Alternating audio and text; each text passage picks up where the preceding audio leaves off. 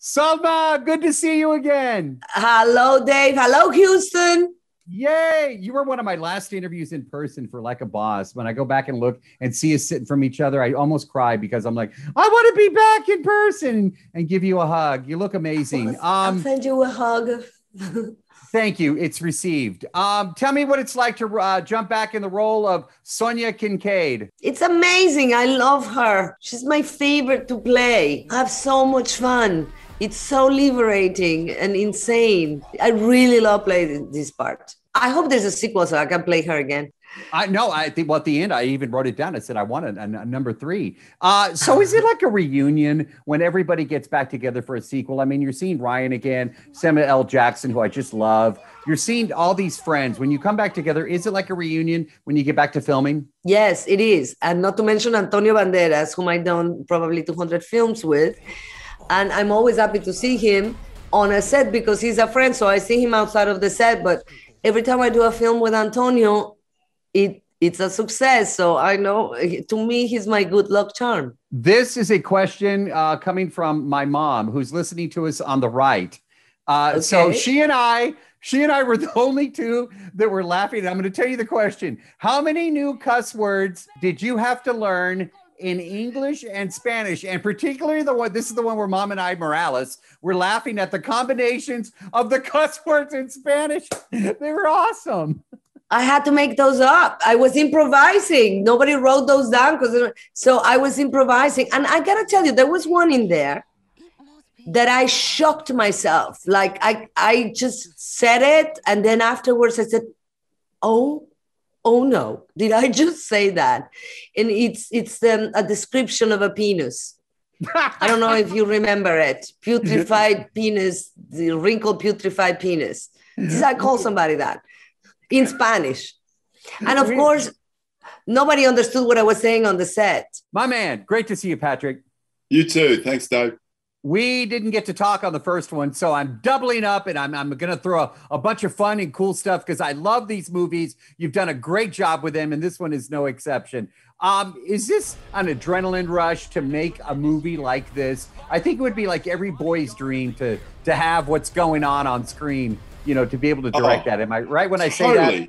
I mean, it is a childhood dream. And like it really, truly, I mean, this is the stuff I dreamed about when I was a little kid with a paper round making short films on a Super 8 camera. I just wanted to blow stuff up for a living and hang out with cool movie stars and tell insane stories. And I think this is a culmination. There's a lot of me in this franchise. I am crazy myself in a good way. And I like to bring a lot of energy to set. And they are made with an adrenaline fueled.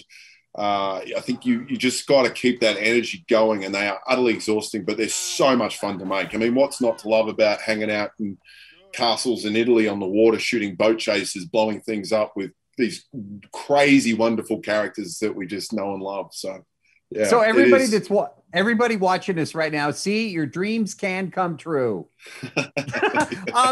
So that's actually one of the questions that I wanted to ask. And tell me about the pressure to get it right, because you have the explosions, you have the car chases, you have the shootouts. You know, it's massive on a massive scale. Is there pressure? I've always wanted to ask a director, this is the perfect movie to ask this question, to get it right the first time. Absolutely. No, it is. There's a huge amount of pressure involved, especially with the big set piece stunts. There's certain elements you go, okay, cool, I can repeat that. That's no brainer. There's certain stunts that take an hour and a half just to set up, you know, and it's not only that, it's like with the stunt work, it's all in the pre-production and everything's pre-vised and we rehearsing and we, you know, like there's engineers involved, there's mathematics involved, there's science, there's physics, it's all these safety elements that are involved. And then you get there on the day and then I'm watching, you know, as a director, it's like I'm watching the clock the whole time. I've got 20 minutes of daylight left. We've got to get this right. And, you know, so it does put a lot of pressure, but it also adds to a wonderful sense of satisfaction when you do nail it on that first take, because, you know, often on the big set pieces, you're like, I hope we just get this in the first take because I'm going to lose hours if we don't. All right. What a cast. You're working with Ryan Reynolds, Samuel L. Jackson, Salma Hayek, who, by the way, just told me she wants a number 3. in this series, and so do I. Okay, I'm asking Salma. Yes, back me up on that one.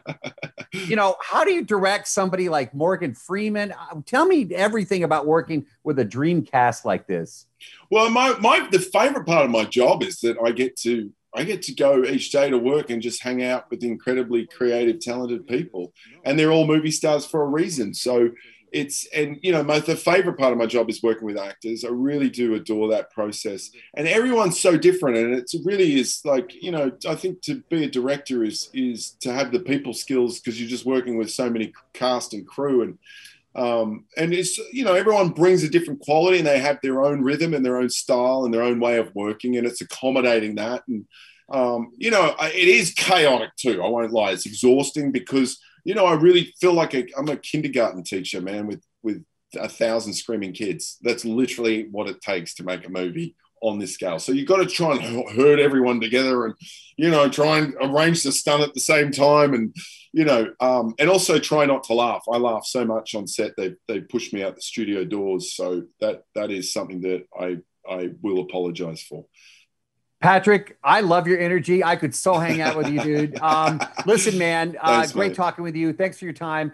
Excellent work. It's such a fun movie to watch. This is why you go to theaters and see movies like this. Oh, so I totally. appreciate it. Thank You're you. the best, dude. I appreciate Thanks, it. man. Thank you. Thanks, homie. Appreciate Take it. care, brother.